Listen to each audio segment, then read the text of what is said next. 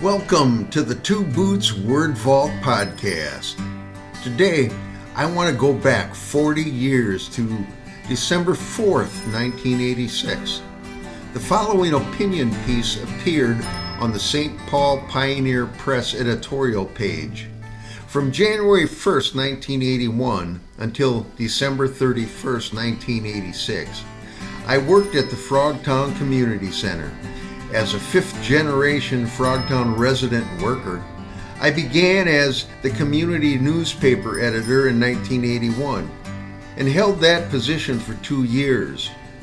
From 1983 through 1986, I worked at the community center, organizing 3 multicultural music and food festivals for the neighborhood. I founded the Frogtown History Project and created 2 Frogtown history calendars and 1 television documentary about the history of Frogtown. That documentary aired on public TV in 1989. In the 80s, we dealt with many of the same cultural biases and problems inner city folks continue to face in 2026. The moneyed interests only care about their money and not the communities.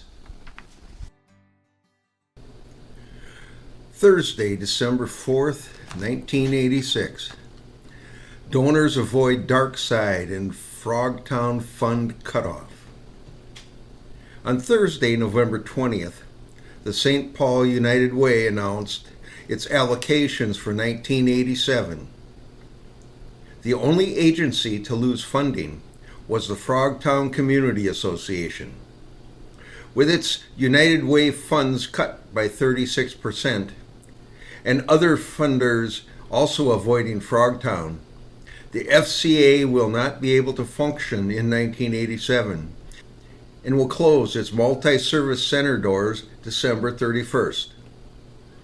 The United Way said its decision is based upon its primary concern, which is the need of the donors to know how the money is spent.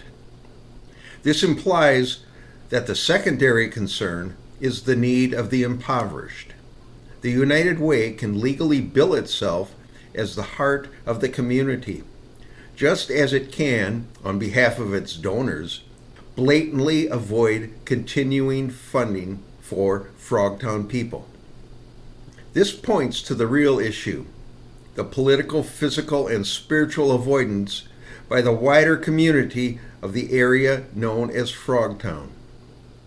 Frogtown is the receptacle, the low place, where the culture's repressed fears and psychic projections gather, and they must be faced. In Frogtown, a white youth is killed by a black youth on the steps of a Catholic church. Hookers service Johns from the suburbs in the parking lots of local churches. Outsiders come looking for sanctuary in the porn chapels. Absentee landlords demand offerings for the decrepit housing stock. Unemployed residents drink too many liquid spirits while seeking personal solace.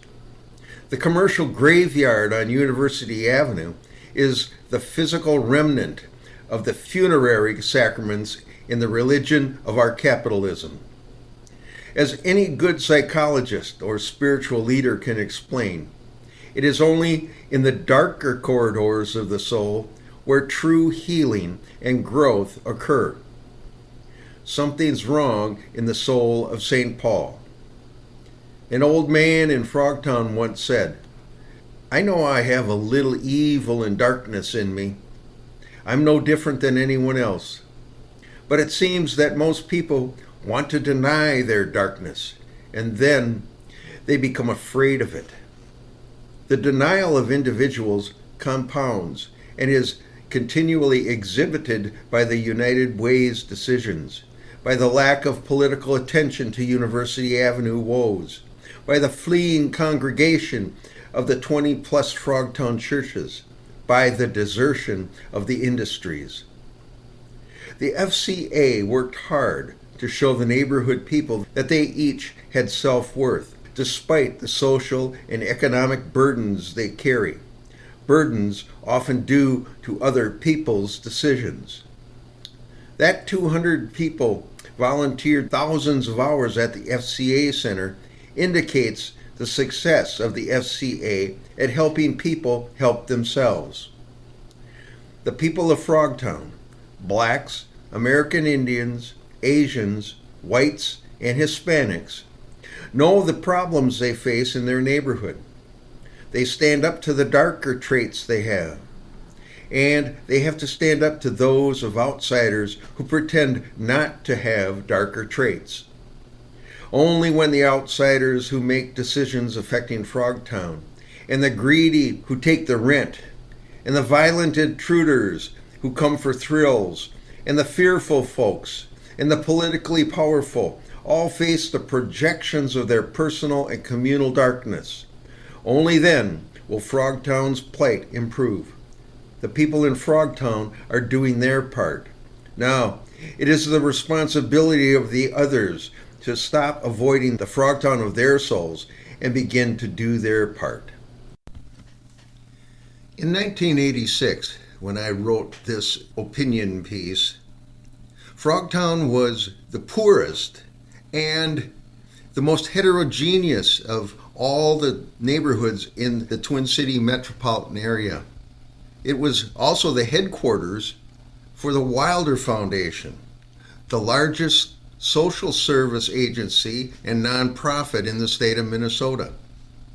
You would imagine that something better could have occurred to help those people in Frogtown and the future of St. Paul. Today in 2026, there still seems to be that attitude that those impoverished should be able to do it all by themselves.